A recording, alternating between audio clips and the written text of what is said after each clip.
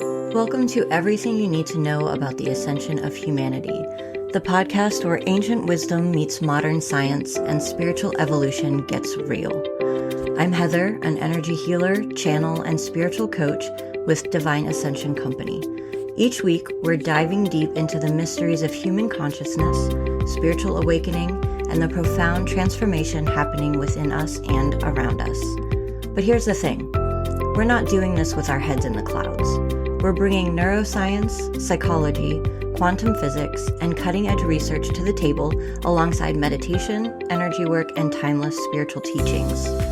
Because the truth is, the ascension of humanity isn't some far-off cosmic event. It's happening right now in the choices we make, the awareness we cultivate, and the healing we do within ourselves. Whether you're curious about how mindfulness literally rewires your brain, why shadow work is backed by depth psychology, or what coherence between your heart and mind actually means scientifically, you're in the right place. We'll explore practices like breathwork, meditation, and emotional alchemy, not as abstract concepts, but as tangible tools grounded in both spiritual wisdom and scientific understanding. And here's where it gets even better. In our bonus episodes, you'll hear from real people sharing real stories. These are the warriors, the healers, the everyday seekers who've walked through their own darkness and found their light. They'll share their breakthroughs, their struggles, and the resources that actually help them along the way. Because personal growth isn't a solo journey, and you deserve to know you're not alone. So whether you're just beginning to question the nature of reality, or you're deep in your spiritual practice, this podcast is your companion on the path. It's time to expand, to awaken, and to rise together. Let's begin. Today's guest lost her mobility, her marriage, her business, and most of her church community, all within the same handful of years, and came out the other side with a new book, a new life, and a wife that she deeply loves. Natalia Dekine is a Reiki Master Teacher, sound healing practitioner, licensed cosmetologist, and the founder of Oasis Journey LLC. She grew up inside a religious upbringing that she now describes as a cult, later spent years in a ministry as a pastor's wife, and was in the middle of writing a very different book when an unexplained illness stopped her life completely. What followed was a Lyme disease diagnosis that cost her her mobility for years, a religious community that responded with blame instead of support, and an acupuncturist who accidentally introduced her to the thing that would change everything, Reiki. We talk about what it actually took to leave a 15-year marriage when she could no longer deny who she was, the difference between the God that she was taught and the God that she found on the other side of all of this, and her new book, What Happens in the Cocoon, which she describes as a beacon for anyone who knows that they don't belong where they currently are. This one is honest, funny in places, and unapologetically itself.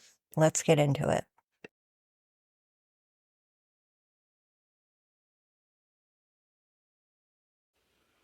Hey guys, welcome back to another episode. Today we have a very special guest. Her name is Nat. She has slowly been becoming a good friend of mine, and I'm excited to share her with you guys. She is a newly published author, What Happens in the Cocoon, which I personally can't wait to read. So, Nat, how are you doing today? I'm doing great, Heather. How are you? Doing wonderful. Wonderful. It's been, if anybody's following me, it's been a heck of a 2 weeks. May has been a powerhouse of already, and it's just starting. Anyway, enough about me. Let's hear more about you, girl. Tell us a little bit more about who you are and what you do. You talking about May, and we're like literally in the fire horse year. Yep. Like it was almost like somebody was like, okay, it's May. Let me push the button and turn it up a notch. Girl, when the fire horse year officially started in February, it was like a light switch went off. That weekend before, I think it was a Tuesday. That weekend before, I was in my bed. I was so depressed. I was about to give up on literally everything that I've been doing. And when that day came, it was like someone flipped a light switch and I got all this energy. I was motivated and excited again. And I was like, all right, let's go. And it's been nonstop ever since. But May has been more wild than I can even explain.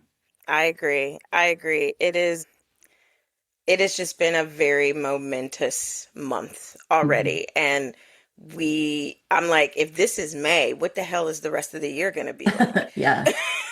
And it's funny because when I do all my channeled messages and stuff last year, I was like, all right, what can we expect for 2026? Because we know it's going to be the year of disclosure. We know big things are going to happen. And every single message I got was about spring and all of these amazing things happening in the spring. So it's starting, girl. It's starting. I'm excited. Yes, I'm excited too.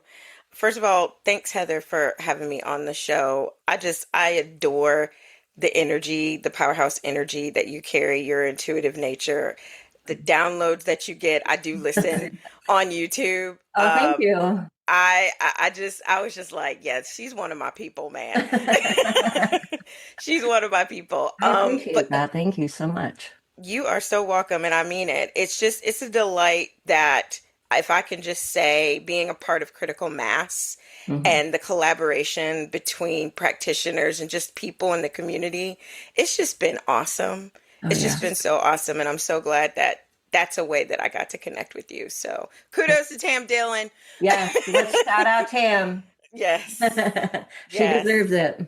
She does. Well, about me, you talked about me being an author. I just published a book, What Happens in the Cocoon. We can talk about that a little later, but more about myself. By day, I am a hairdresser. I have been a hairdresser, gosh, I started in the 90s. Wow. Yeah, I got the bug early in life. My mom and my sister, this is like when French rolls were really popular, Mhm. and I was doing them and mastering them. And my mom's like, "You need to go to beauty school." And I was like, "I guess." And went and then did the beauty school dropout stuff, and then found myself being divinely led back through a dream to go back some years later. And I'm going to tell you, it has been amazing to be a part of an ever changing industry and to put artistry on display every day. But it also has trained me in the way of energy work and encountering energy, just being behind the chair. Because I say every hairdresser, they're an energy practitioner. Some of them don't even know it. Girl, I was a bartender for almost 20 years. It's the same thing. Yep. You 100%. get it. You so get it. You got to be ready because you don't know who you're going to be serving the drink to, who's going to be in the chair, what they're going to bring with them that What part of day. their life story they're going to share with me today, right? Exactly, Yep. exactly. And so I have been doing that for a number of years now during the day, but I am also a Reiki Master Teacher. I am a sound healing practitioner, and I haven't really announced it yet, but Ooh. there's going to be some mediumship that's going to be Yeah. going on out of my Oh. company. My company is called Oasis Journey LLC, and I have been in business now a little more than a year, and it was like Spirit was like, "You're going to do this, and you're going to do this now. I'm tired of you tipping around. I'm going to throw you in." That's how Spirit works for me. Because if I I, have too much time to think about it, I'll go, "Oh no." Yeah. So being a part of the healing arts has been awesome. Reiki, I was introduced to Reiki and sound healing when I went through a very turbulent time of my life. I had a near death experience. I had to learn how to walk again, contracted Lyme disease. I always joke about this. It's probably not funny, but it is to me. I got it in the non-traditional way, in the sense of I don't remember being bit by a tick and the bullseye manifestation that they talk about. Mhm. All of a sudden, one day I couldn't sleep Wow. and I was missed, hit the pillow, gone. Wow. Yeah. And it really changed 3 years of my life. I lost over 100 pounds. Oh my I goodness. lost my mobility, my neurological capacity. I was not functioning well at all. I couldn't even hold a conversation like I'm holding with you right now. It was just like smokescreen, like I wasn't there. And it transformed my life. Like, you want to talk about an awakening? Yeah. Yeah, Yeah. I bet. It was a huge awakening. And this was going on during the pandemic. Okay. So while the world was doing all this stuff with the pandemic, I was in the midst of living a hell and watching the world and, going to the hospital trying to figure out what the hell was wrong with me. And my ex-partner having to drop me off at the door because, they couldn't go in with us during that time. So it was very, very tumultuous, very traumatic experience. However, what I didn't realize was this was going to be the catalyst to get me to wake up, to get me to embrace who I am now, and to lead me into the world of the healing arts, the spiritual world. I had already been in church for a long time. Me and my ex-partner, we did the whole ministry thing, going, helping start churches. They decided to go to seminary. I default became like the pastor's wife Mm-hmm. thing, operated in prophecy and was known as a seer in the church. So in that lifestyle, and then all of that comes to a screeching halt Yeah. because I get sick. And it was a wild ride, Heather. I can only imagine, girl. It sounds like it. Yeah, it was a wild ride. And I discovered in that time that, there was a lot of things that I had been trained in to do when you get sick. You call the elders of the church and you get people to come and anoint your head with oil and pray over you. We did that. But guess what? Nothing was changing. Right. Nothing was changing. And then, sometimes humans do interesting things, and when things don't happen in the time frame that they want them to happen, then they start trying to find a reason why it's not working. And then, accusations start to fly, and you brought this on yourself, and what demon did you let in? Oh my And, goodness. maybe because, you had problems about your sexuality, you've questioned your sexuality for a long time, you haven't let that go. So this is to wake you up. Bullshit. This is not the first time that I've heard stories like that. And this is why I work with a lot of clients who've gone through that, like basically having your community, your religious family turn their back on you for some reason. And it's like, okay, well, what now, right? And it's Hmm. it's amazing that this happens so often. Amazing is not the right word.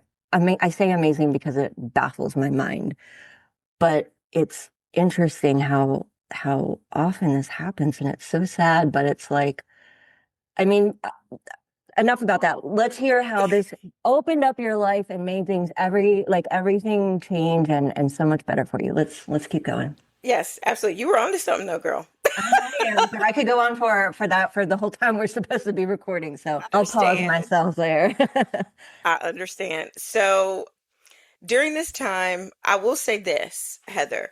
Right before I got sick, I got the download that you needed to write a book. And I even had it spoken over me prophetically in church by two people.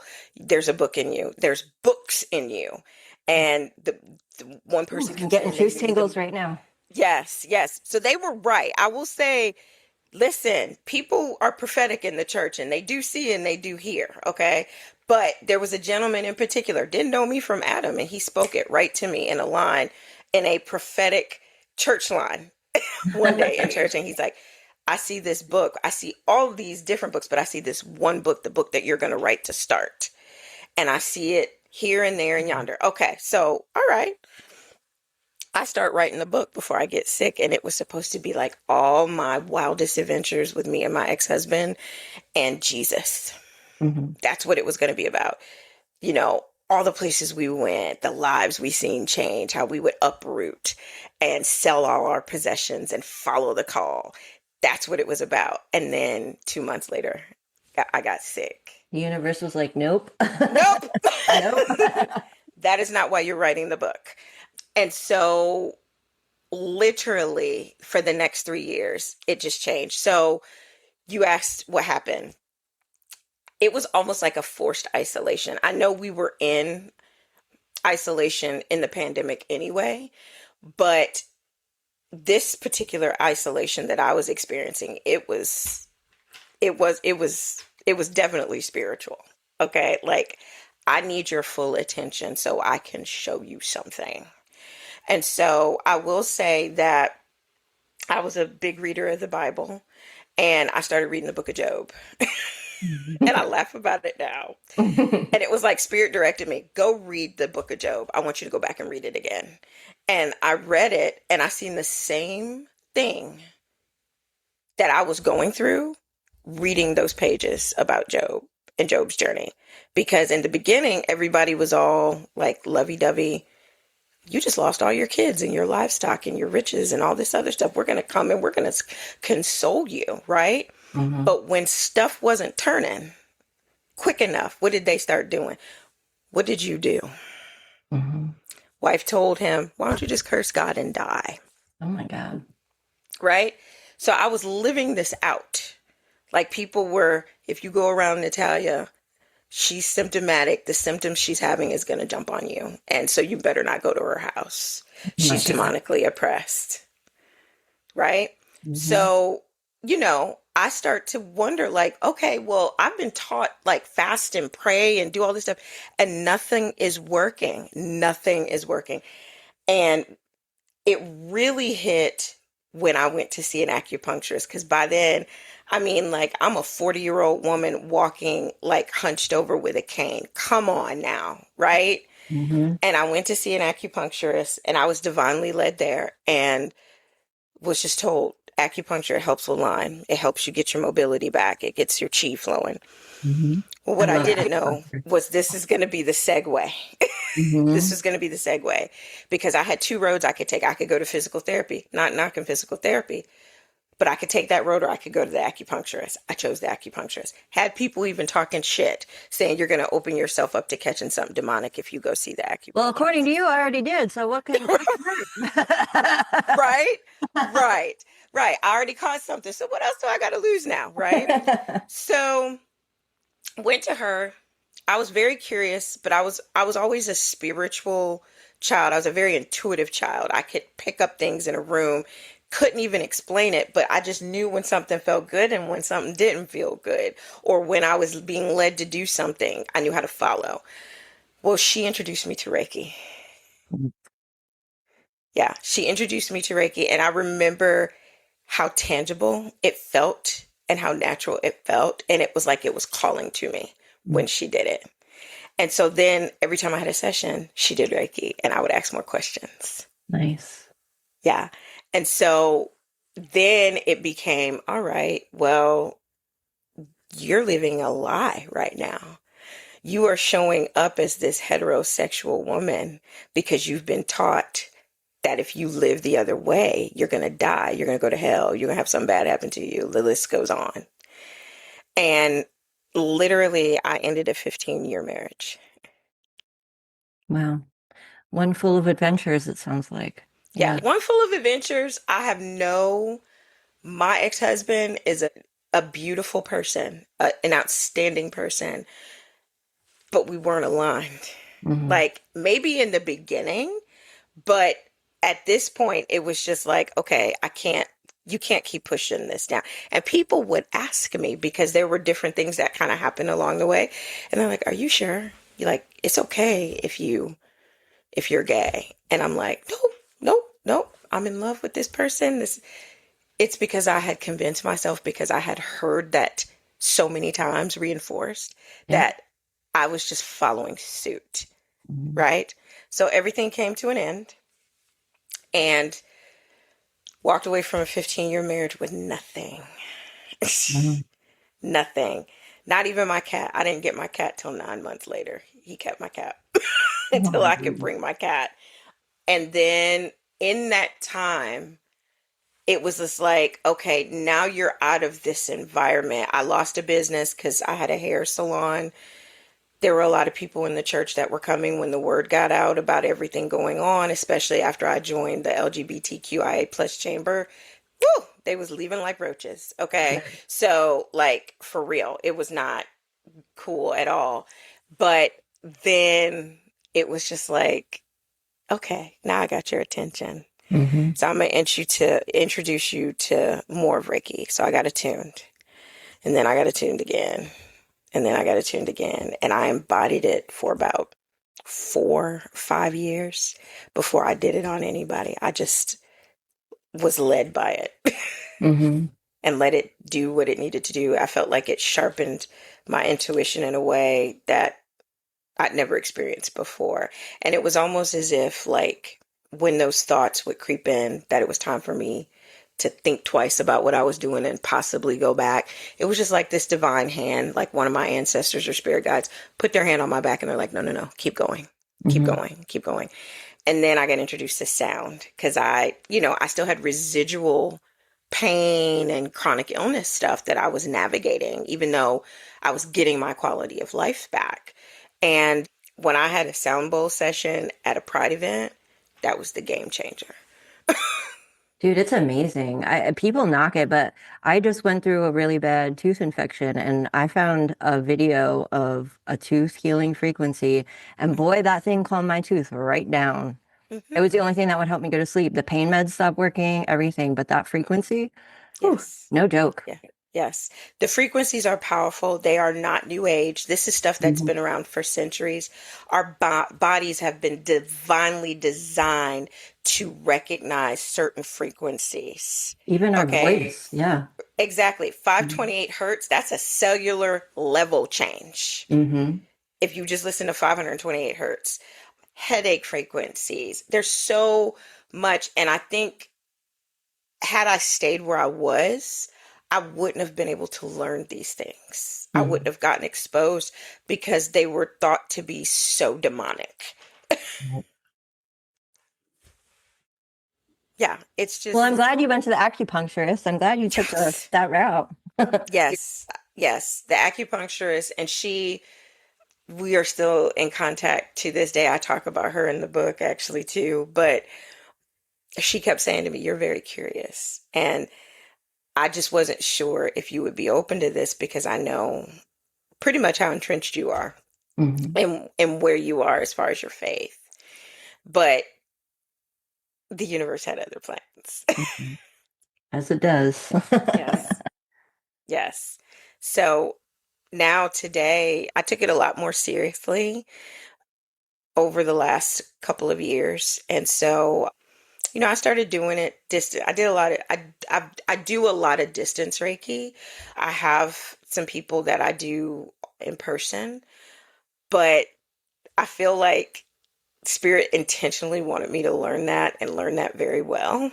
Hmm. So I would have friends reach out about something and I'd be able to send them distance Reiki. But it's really helped me to be sensitive and aware of the environment that I'm in at all times. Absolutely. It's supercharged me with engaging with my clients on a day-to-day basis. There's a term called bubbling up and then super bubbling up. And I do that regardless. I'll do it going to work or I'll do it if I'm going to some event because energy is real, right? Girl, I do it going to the grocery store. Listen, you can go to the grocery store and like all of a sudden it's like, ooh, Hmm. yeah, Especially being an empath and picking up on the collective, like I've had to, like you said, super bubble up, especially now because that whole arc, I've got it to where I mostly experience it in my dreams now, and I don't get like these overwhelming like waves of emotion, and I'm like, where the heck did that come from? Now I've got it to where it mostly comes in my dreams, but girl, grocery store, number one, bubble up, bubble yeah. up. Bubble up, grocery store. I mean, the prices will make you mad. That That alone, too. That that too. energy alone will make you like, ugh. But it's real. It's really, really real. And what I learned through Reiki is it was something totally different than what I was told in the church. Like, you got to be looking for a demon behind every bush and tree. And there was this judgmental, like, fear attachment to that way of thinking, at least the circles that I was involved in. Hmm. But with Reiki, I've learned like, yeah, super bubble up, but you can go in and you can change the atmosphere Mm-hmm. real quick in a store. And it's not witchy. It's It's not just your witchy. energy. Yeah. It's just energy. You can go in, your presence can go in and you change the trajectory of how things are going to go in a space. That's And the I just second. think if people, go ahead, I'm I sorry. was going to say that's the second part of the grocery store trip. I bubble Mhm. up, but then I also activate the rainbow frequency and I share it with all the people in the grocery store so I can help Mhm. uplift them while I'm keeping all Yes. their crap out.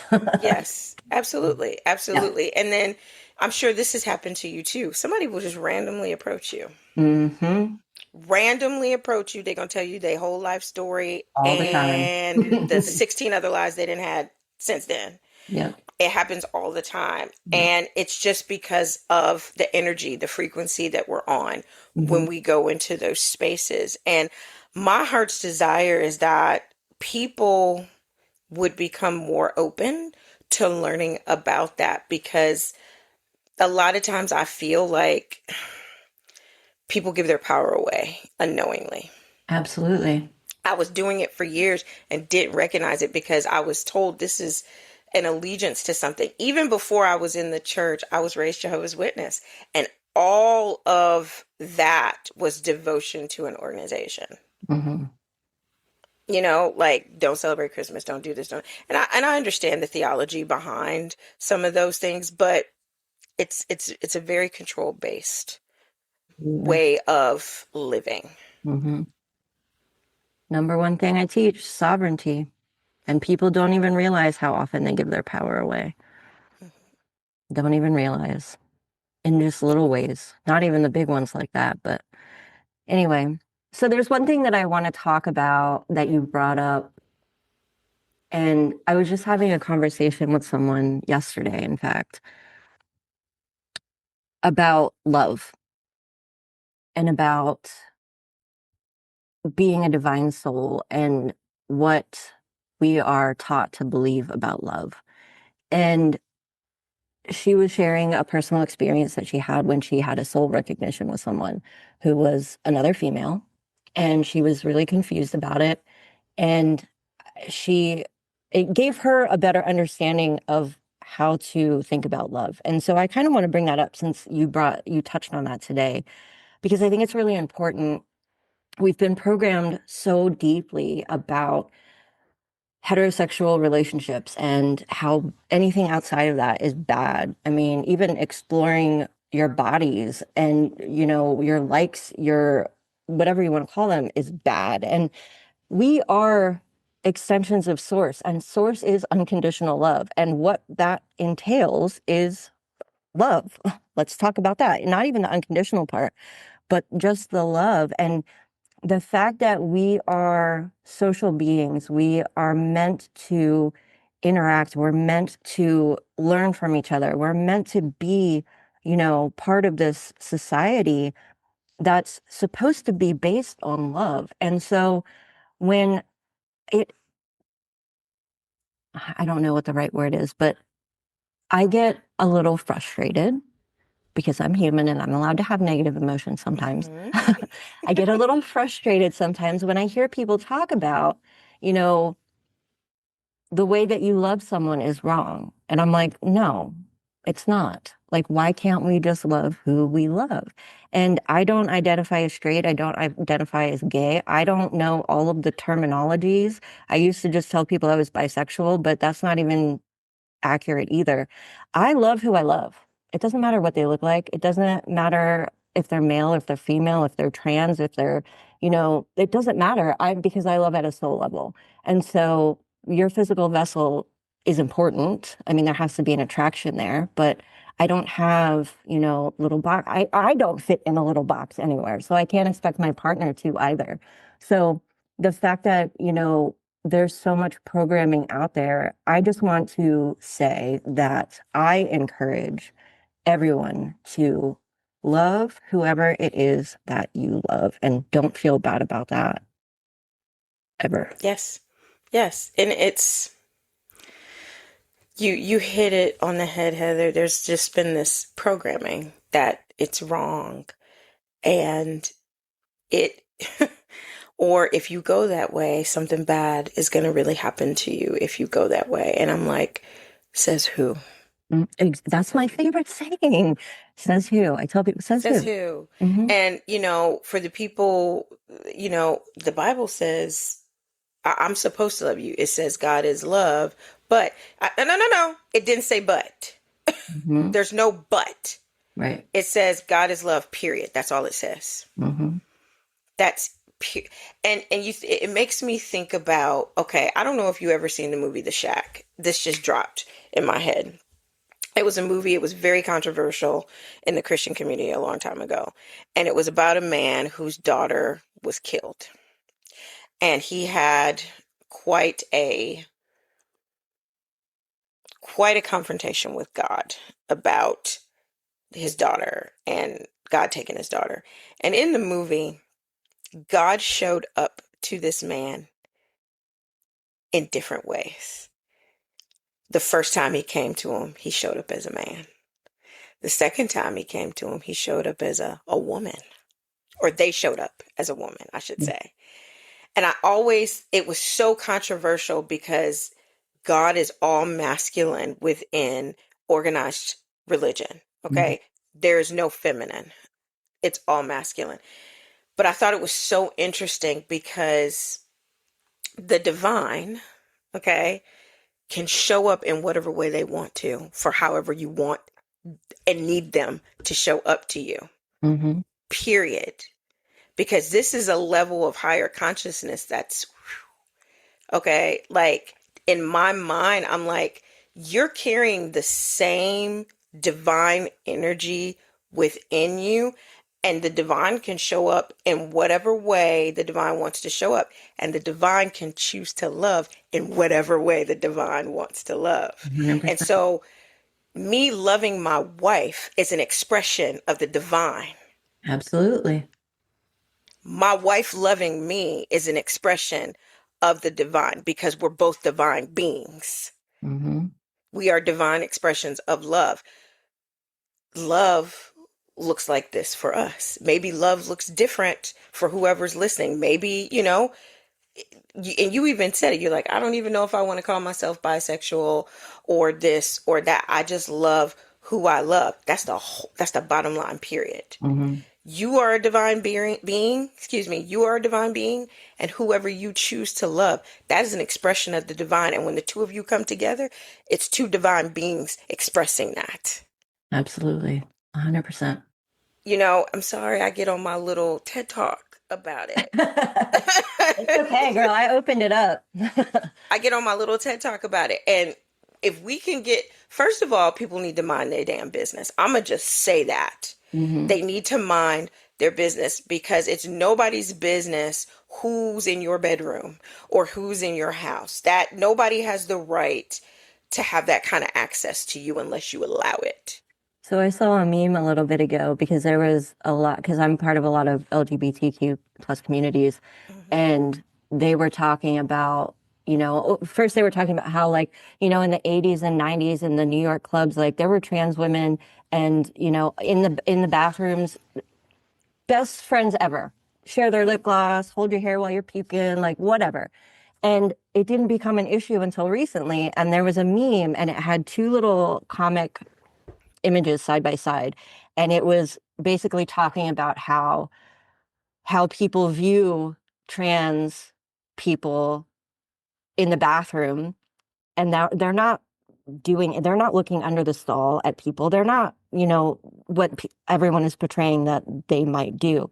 And then the next one was about heterosexual white man with his head under the stall, looking at the trans person, like, what are you doing? What are you doing? And it's like, we're not doing anything. You're the one who's doing it.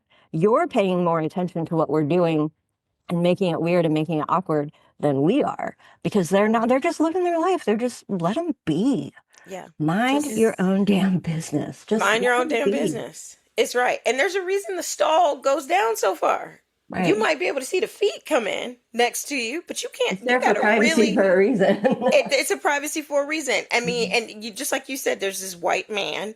He had to get on his stomach Hmm. and put his head underneath the seat. It's like, listen, stay in your lane, and I'm gonna stay in my lane. Yep. And it's all to control. I just saw an orb go past your head in the. I know, I seen it too. You see it? Okay. I seen it too. That's been happening a lot lately, and I'm like, yes. Yeah. Girl. Yes. Dude, so we had this huge thunderstorm last night, and I've been here for 13 months, and I have not heard a thunderstorm since I've been here, and I love the sound of thunder. And there was some lightning cracks that were so loud. I lit up my whole room, thought it was outside. And then this morning, I woke up at 4:32 a.m. Not only is that an angel number, but that's the time I was born. And I was like, okay. And the line that was stuck in my head this morning was everything you do tonight. So I'm like, okay, what do you got in store for me today? What do you got in store? What's going to happen? So I'm curious to see how that goes. But so I got something to throw you a loop for since you brought that up. I was born at 4:32 p.m. Really? Yes. 4:32 a.m. here. Yeah. I mean, today's not my birthday, but that was my time. That's funny. Yeah, that is funny. You said that. I was like, oh. Yes. Born at the same time, but in the evening. Yeah. Yeah. Interesting. Yes, very interesting. But you're right, Heather. It's love who you love. And sometimes, like even myself as a child, I can remember I had this attraction to women. And some people would say, oh, you like them because they're nurturing and they're, you guys are sensitive. And no, it was the essence of a woman. Like, I remember the first time I seen my wife, and she could not see me because we were on something and I'm watching her talk. And it was just like, who is that? Who is this person? And I had knew her by name. And I had an idea who she was as a poet and an author, but it wasn't really, I just knew a little bit. But when I seen her, it was something magical that happened in that moment. Cause I'm like, I was just totally captivated about who this person is. Totally captivated. And I remember feeling that when I was young. Yeah. So, I just getting the opportunity to explore it. I didn't get to do it until later in life, but that's okay. I'm here now. Yeah, it's crazy. Like I've been going through the spiritual journey my whole life, but and I had been intimate with a girl before I was ever intimate with a guy back in the day. But I remember I was dating this girl, and I remember this was before like I knew what the divine was, what source was, like before I really dove into that part of the journey. But I remember when drag shows were like the biggest thing going, right? And I would go to drag shows all the time, and I was like, oh my God, like I just love the expression. I love, getting dolled up, and I love everything about it. And I remember telling her, I was like, I'm pretty sure I'm a gay man trapped inside a woman's body. I remember having this conversation. But I had this, at this point in my time, because I was getting prepared for, the universe was preparing me for accepting, being a creator, being a true divine being of love. And I was expanding my, definition of love, even though it had always been, a little more open than most people. But I was like, I was very attracted to gay men at this point in time. I was very attracted to the drag scene. I was very attracted to that whole lifestyle. And I was like, girl, I'm pretty sure I'm a gay man trapped inside a woman's body. And I never acted on that. Like I wanted to do a drag show one time, and I was like, can I be a woman dressed as a man who's dressed as a woman? Like, can I be a drag queen even though I'm a woman? Like, how does that work? I never did it, but these are the thoughts that I was having, and I was like, man, and it's just, just love whoever you love and be whoever you're going to be. Like, don't worry about what other people say. No. And that is the biggest thing, not worrying about what they say. And it is a hard process, especially when you have been hardwired to that being like the loud voice. Yeah. What are they going to say? how are they going to feel? Hey, if you want to dress up and do all that stuff, do it, girl. I love drag shows because I Mhm. think it's like such a wonderful display of artistic expression. Absolutely. And the other thing is I low key am like a little jealous because some of them can do their Oh makeup my like gosh. way better than I can. And I'm Mhm. a cosmetologist. I'm Dude, like, can you oh, like, so girl, like, beautiful. can you teach me that? Mhm. Yeah, it's so misconstrued, misunderstood. Mhm. Creativity, a lot of the people at large now, they want to come for it now, rather, and they want to get their hands wrapped around it and try to control it. And what they fail to understand is the divine is creative. Mhm. The divine is creative. You see art, you see drag shows, you see the divine come through so many freaking people and the things, whatever medium they're doing. Absolutely. And I mean, I've never been to a drag show where I've seen somebody trying to solicit to children. Have you? No, no. Okay. Never have I experienced any of that. It is I've never always, experienced sexual harassment there. I've never experienced no. anyone trying to kidnap anyone. I've never experienced Hmm. anyone getting raped or, you know, drugged, like date rape drug. Like I've never experienced anything of that. It is such a wholesome, fun, creative, just beautiful event. I've never witnessed any of that Mm-mm. ever. Me either. And it's always so much fun. It's 100%. always so much fun. And my wife and I are moving to New York in August, New York City, and really excited because it's a very progressive place. Yeah. And, walking down the street, I mean, we were there just a couple months ago and it was just you seeing queer people just everywhere. Hmm. And nobody was having a fit or trying to slay them with holy water. People were just minding their business, going to where they were going. And I think about just the drag show scene and the queer community that we're going to get exposed to up in New York and how much fun Hmm. it's going to be. And we got to normalize all forms of artistry. Absolutely. Absolutely. 100%. All right, girl, tell us about your book. Tell us about what you're doing. Give us all the juicy Okay. details. The juicy details of the book. The book is called What Happens in the Cocoon. I have a absolute obsession and love for butterflies, and the chrysalis is what the butterflies in, and they go through a lot Hmm. That's an inside the understatement. chrysalis. Yeah. A lot. And it gets to the point where they are complete mush inside the chrysalis. And I had that experience in my awakening where I was just like, okay, I'm mush. You're going to have to rebuild me. And they emerge this beautiful, beautiful butterfly. So the book is about my journey through growing up very religious, was involved in a cult, and coming out of that, going into mainstream Christianity. I will say this. I did have a conversion. I did. That was real. That part was real. But I talk about navigating the religious circles, religious trauma, religious abuse, conversion therapy.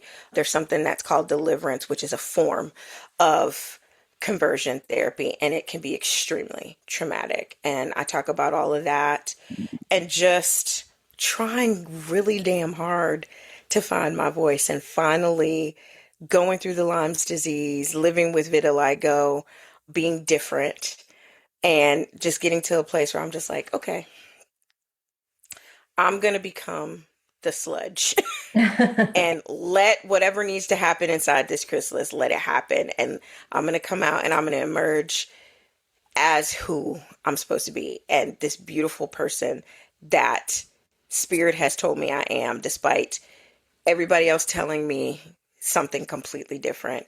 And it is just about finding your voice. And it doesn't have to be to the extreme of my story, but there are many people out there, Heather, that are still in situations and they know they don't belong there and they're not showing up as their authentic self. And they want to come out, or they're inside of religion, or in a religion that is very abusive and there's a lot of control, and they know they need to get out. And so my hope with this book is that it's a beacon of light for some people. It's going to trigger some people, the people who don't like that. I'm Right. going to really piss them off with this book. Well, they But need to read it. yeah, yeah, Mind your own damn business. yes, right, exactly. But my hope is that the book ignites the voice that is at the core of you, the voice that you know is there and you can feel it tangibly in your body, but you're still fighting the other voices. That voice that's deep within, that it allows it to come to the surface, even if it cost you everything you have. I Yep. left with nothing and I had to rebuild my life. Mm-hmm. I'm not saying it has to be to that extreme, but how far are you willing to go so that you can show up authentically in the world as yourself, liberated, free, and mind your own damn business. Exactly. Exactly. Well, I'm really looking forward to reading it, and we should do a book swap because I think you would like Yes. it too. The one that I Yes, just because published. you're an author too now, girl. I know. I know. Listen, I've been fighting with Ingram. Like, there was an issue with my title, and I didn't realize that I could change the metadata separately from, approving everything. So they let my approval for the Kindle link to go through, but now I'm trying to enable distribution of the paperback. I'm like, I fixed the title, like everything's fine, and they're slow. Their Yeah. servers get overloaded, whatever. So the Kindle edition is available. Paperback should be available soon. But now that it's up live on Amazon, I'm gonna probably do my audiobook as well. So, Yes, yes. That's something I need to do next. We did the hard copy first mhm. because to do the audio, I need to be someplace really quiet to Mhm. do it. And it's just not doing it in my home doesn't always allow for that, even though we live out in the country. So that's next. But yeah, I mean, you're an author too, and it's on Kindle, girl. So it's all good, and it's Dude, I on keep Amazon. looking at when I first saw my name and the book on Amazon, and I was like, "Ah," like that moment of pride Yes. and satisfaction of like all the hard work I put into it, sharing my stories, and like there's no feeling like that. So Yeah. congratulations to you too, girl. You Yes. did it. We are rolling in this fire horse energy I've for already started the sure. second one. I've already Yeah, started the yeah. second book.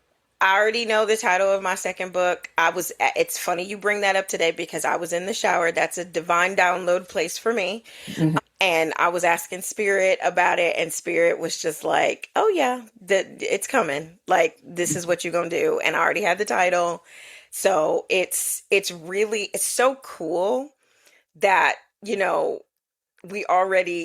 like it you write a book and it already triggers the next one. Well, I didn't have a choice with my second one. The answer, like I've been doing a lot of ancestral work and healing, and they told me, they were like, all right, listen, you've been finding your voice, you've been getting into your, authentic self. Great, awesome, you're here. Guess what? Now you get to take it to the next level because that's what universe does. We go to deeper levels. So my second book is literally going to be my whole lifetime story, the full arc of all of the sexual abuse and trauma that I've been in and had to experience, and the ancestral healing that, came out of that. Whether that's, I think I'm going to do ancestral healing, not just for my own lineage in this lifetime, but it also affects all of your past lives as well. And most books do one or the other. I think I'm going to incorporate both, but they're like, you have to share your story unfiltered, not leaving anything out, your emotions, your opinions, everything. And I'm like, Mhm. all right, let's do it. Let's do it. Just do it. Just do it. And it's going to be amazing. And I can't wait to read the book that you have out now. And yes, we will do a book swap. I'm all Right. about that life. It's going to be neat to read more about you, but this second one, there's a lot of fire attached to that book. Good. That You one want to that share you any just other details? mentioned. Oh, mine. Yeah. Yeah.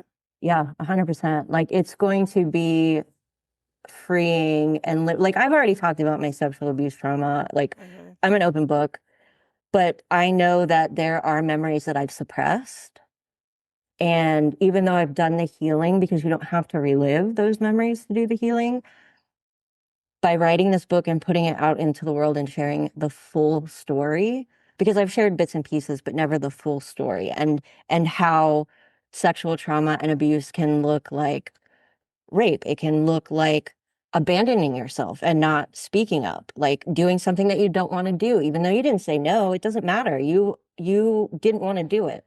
It can be a whole different range of how getting true singles right now, of how Mm. that can look and how traumatic it can be, regardless. And to just have understanding and compassion for yourself, because this is a whole lifetime Yeah. of experiences. Up until I was probably, I want to say the last time happened was like 2019. So, Okay. and I'm 41. I'll be 42 in a couple months. So this is a whole, and it started very young. So, each instance was a different person in a different situation, in a different circumstance. So it's that full arc, but it's going to heal so much in my ancestral line. And I have two nieces, and I'm like, sexual abuse has been a thing in our family line. I don't want them to have to experience that. I don't want that to Oh yeah. continue. I'm stopping it now. Like Yeah. this is it's done. It's over. So this is the full story. Yeah. That's why I said it's fire attached to that book. It's Well, fire. So there's a lot of, you think of fire and it's consuming, and when it consumes, it destroys things. mhm. And it sounds like you already going in to do that. Yeah. I mean, I've Which is already exciting. done fire rituals. I've already done, because it's not just burning away, but it's the beginning of the transformation of building Yes. and growing new growth. Like look at a forest. You burn away the debris, and that's how new growth happens. And that's what, Yes. I've been going through for the past few months, is different levels of that ancestral healing and burning away all of the stuff, you know, because there's so much in my family line. There's the addiction, the sexual abuse, not only victims, but perpetrators as well. And just poverty and oppression of women and just so many things. And they've decided that the sexual abuse is the angle we're going to go for the book. But I'm sure I'll touch on other stuff as well, because it is about ancestral healing ultimately. But it's amazing, like when you do that inner healing and you heal yourself. And I remember the first time I sent the energy to ripple through the timeline, and there were angels all around, and you can just feel them just throwing and directing the energy back and forward in time to all these people. Just by healing myself, I didn't even have to ask them to do that. It just happened. So Yes. it's an amazing experience. So I'm excited to share that story. The good, the bad, the Yes. ugly, the And wonderful. the real ugly. Yes. And I think right now, with all the things that are going on in the world, and realizing how common that is. And they also told me that I'm going to become an advocate for this space, for people who, women especially, but men too, because men go through this as well. They just don't talk about it as much. But being an advocate for people in that space who have been affected by trauma like this, because it is so common and nobody wants to talk about it. Nobody wants to admit that that happened to them. Nobody wants to, relive the experience, which I totally understand all of that. But by sharing my story, the full arc of it, I want people to realize that they're not alone, right? And that you can heal from this. This doesn't have to become your identity. So, yeah, I'm ready. I'm excited. I'm ready to do it. Get Yes. it on It paper. sounds amazing. It sounds amazing. I can't wait. I Awesome. can't wait. It's awesome. So if there's one piece of advice that you could leave for the audience today, anybody who's listening, what would it be? My piece of advice would be listen to your intuition. Listen to the voice inside of you. You are a divine being. I always end my podcast with your life has purpose. You're on this planet for a reason. People need to know you're here, and people need to hear from you. The voice inside of you is a compass. Listen to it. Absolutely. Beautiful. Listen to it. Listen to it. Let it guide you. It will not steer you wrong. And in the instance where you have what I call a little trip up, universe got your back. The universe is always going to reroute you. You'll learn, you'll pick up, and you'll keep moving. You'll pivot and you'll keep moving. Mm-hmm. But you are a divine being with a divine voice on the inside of you. You carry a vibration, and it is needed. 100%. Well said. Awesome. Well, thank you so much for being here and sharing your story. And I'll make sure that all of your links and all of your info get put in the description so people can find you. We didn't really get to talk about your Reiki sessions that much, but I'll make sure everybody knows where to find you. But thank you so much for being here. This was awesome. Thank you for having me. I enjoyed it. I really enjoyed it. Me too.